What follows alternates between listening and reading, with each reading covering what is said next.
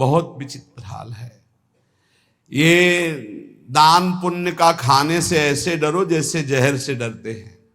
कई बार कहा है, गृहस्थों के अन्न के बड़े बड़े दांत, भजन न करोगे तो फाड़ डालेंगे आंत।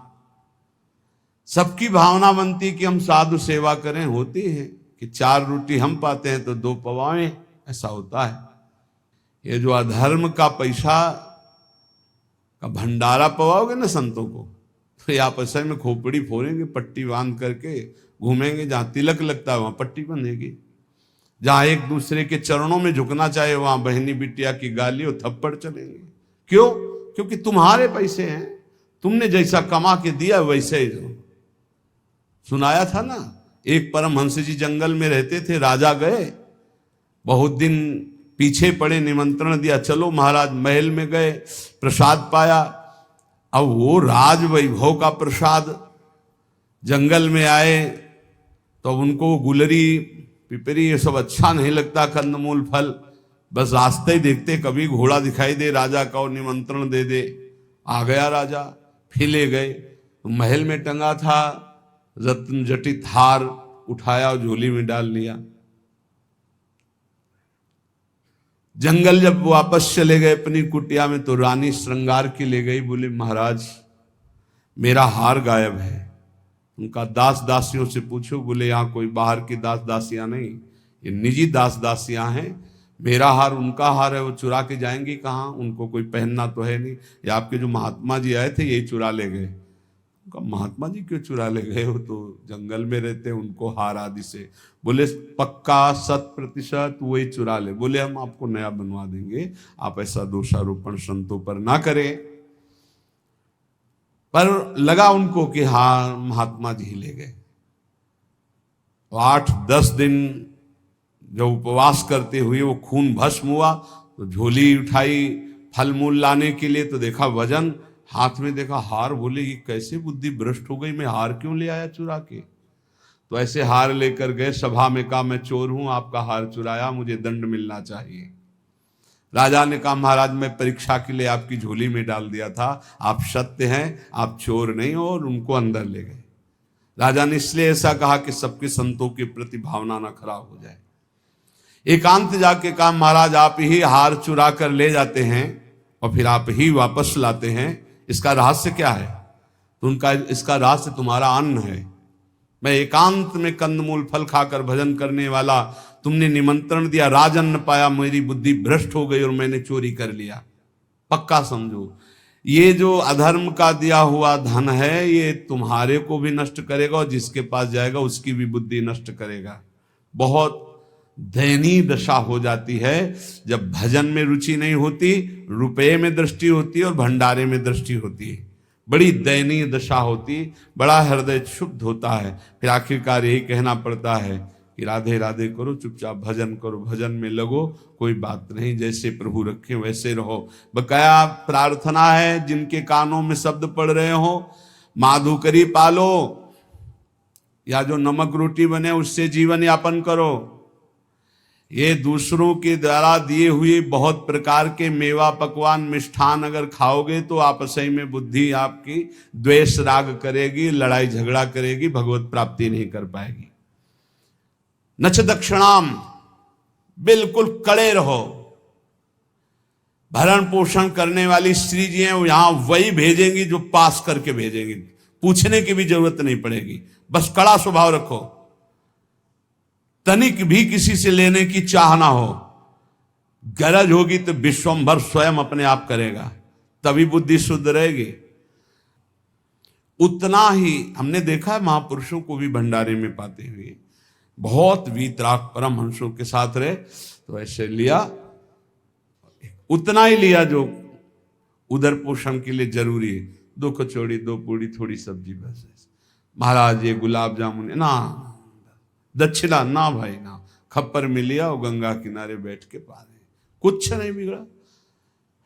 उचित जिस दिन उत्तम पदार्थ जो संसार में कहे जाते हैं उस दिन आपका आधा पेट होना चाहिए।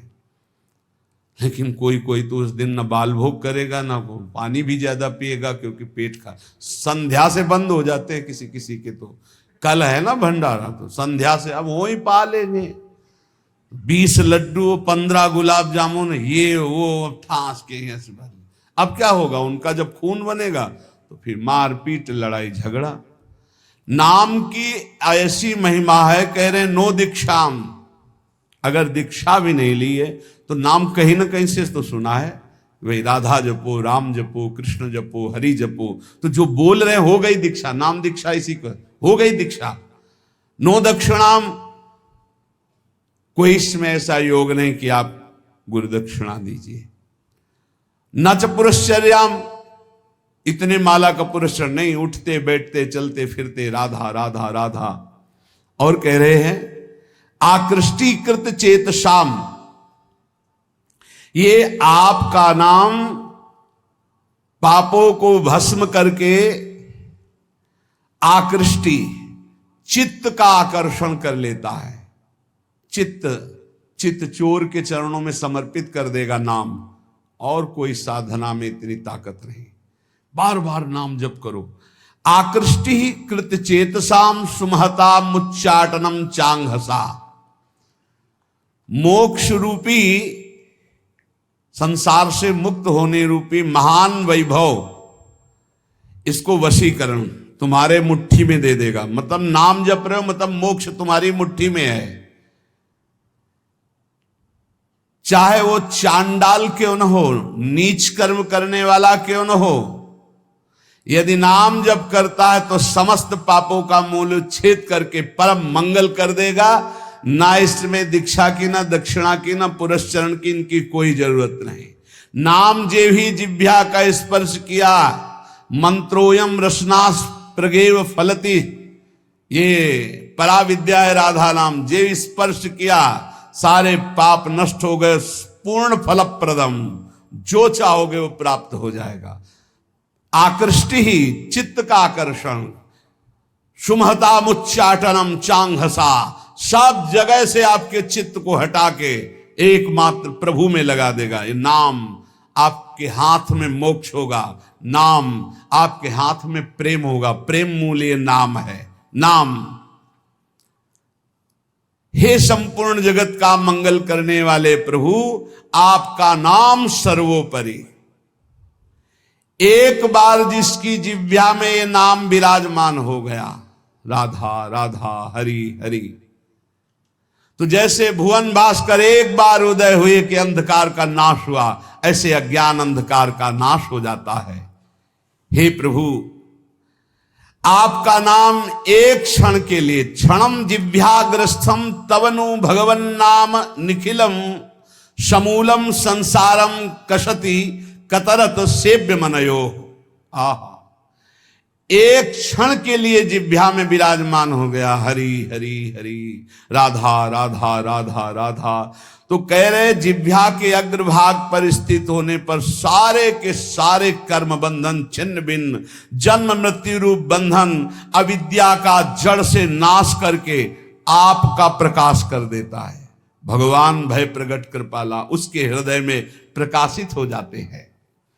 हंता हंता प्रथयति मतिहास मां सज्जयंती, माया माया सित सित समाया मिनी यामिनीव, तस्मा दस्मान रवि शशि प्रेंखितो दाम धाम, क्षिप्त्वा चक्षुर मुदित मुदिता वंद्य बोधान विधेहि। हंता हंता, मारा गया मारा गया, जिसने अपनी इंद्रियों को भोगों में फंसा दिया और नाम जप नहीं किया। हंता हंता, मारा गया मारा गया, दिखाई नहीं दे रहा, मारा गया।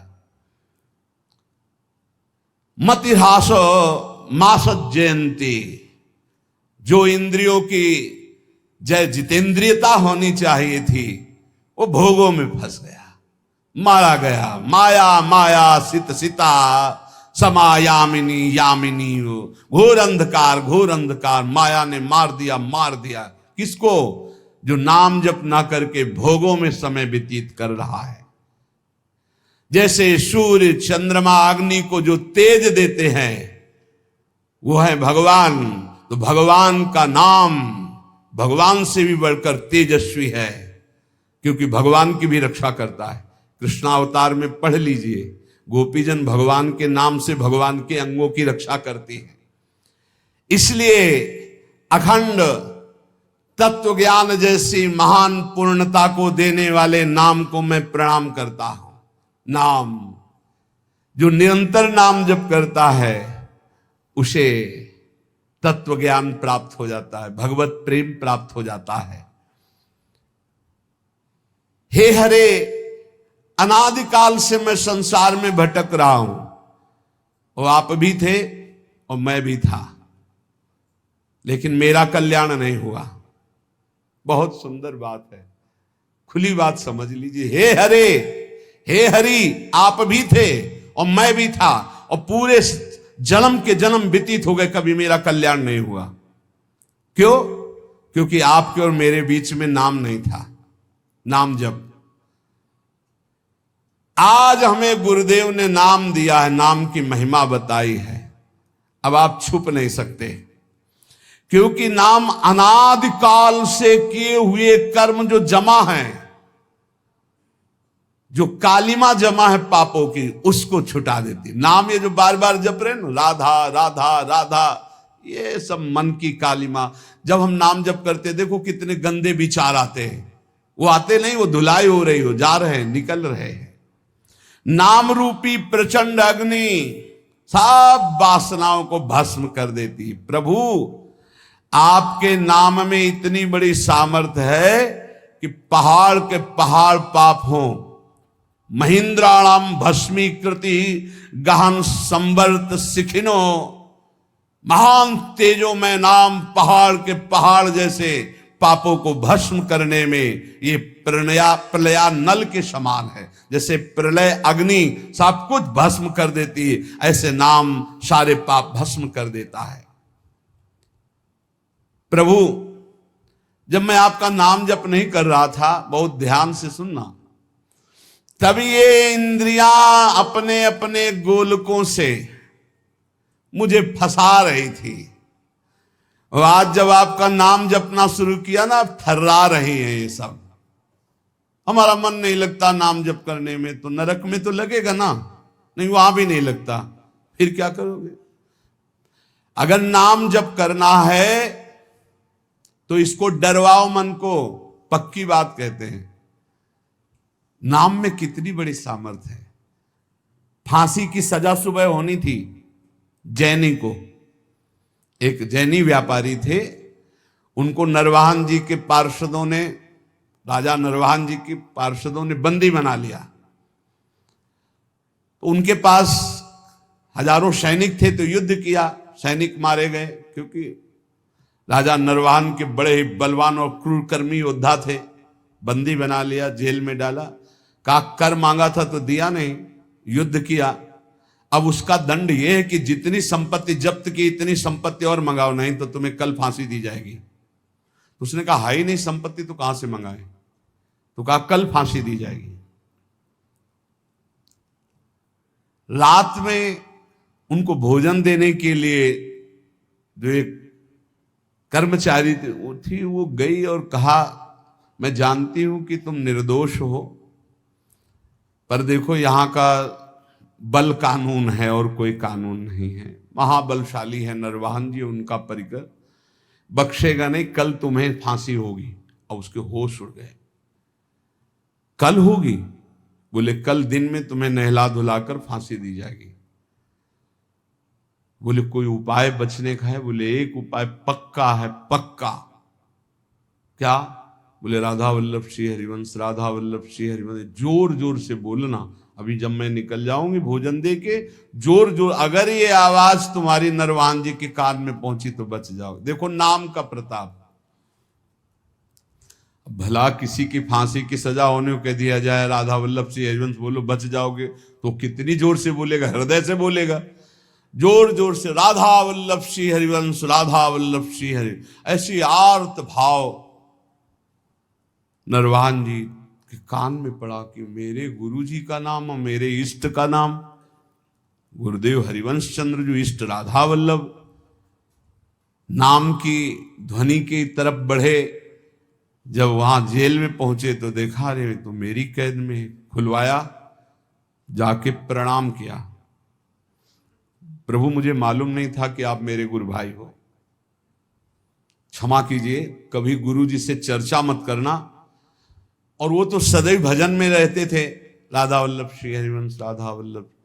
किस अपराध से इनको बंदी बनाया गया, पूरी बात बताई गई। बोले सारी संपत्ति दो और भी भेंट दो, और हाथ जोड़ा और कहा कभी मेरे गुरुदेव से मत कहना। बड़ा आश्चर्य हुआ कि जहां इतना मुझे प्रताड़ित किया जाए, इस नाम के बल से मुझे सम्मान, संपत्ति, जीवन सब कुछ वापस मिल गया। वो मां भागवत बन गए। यहां कह रहे हैं कि जब हम नाम जप नहीं करते थे तो जो इंद्री चाही मुझे फंसाती चली गई, आज नाम जप किया तो सब सही मार्ग में चल। जिन लोगों की शिकायत रहती है ना, अरे नाम जप में मन, भाई तुम्हारा मन इसलिए नहीं लगता है कि तुम अभी जीवित रहकर भोगों में सुख खोजना चाहते हो। अगर तुम्हें मृत्यु का भय हो जाए तो देखो कैसे नाम पुकारोगे। बड़े भाग्यशाली हैं जिनके अंदर ये भय बैठ गया है कि मरना है, जाना है यहां से, तो हर समय वो नाम जप करते रहते, क्योंकि जाना है, कभी भी जा सकते हैं। बड़े भाग्यशाली हम तो कह रहे, क्योंकि जाना तो सबको है, तैयारी वो नहीं कर रहे। जो तैयारी कर रहे हो धन्य भाग है।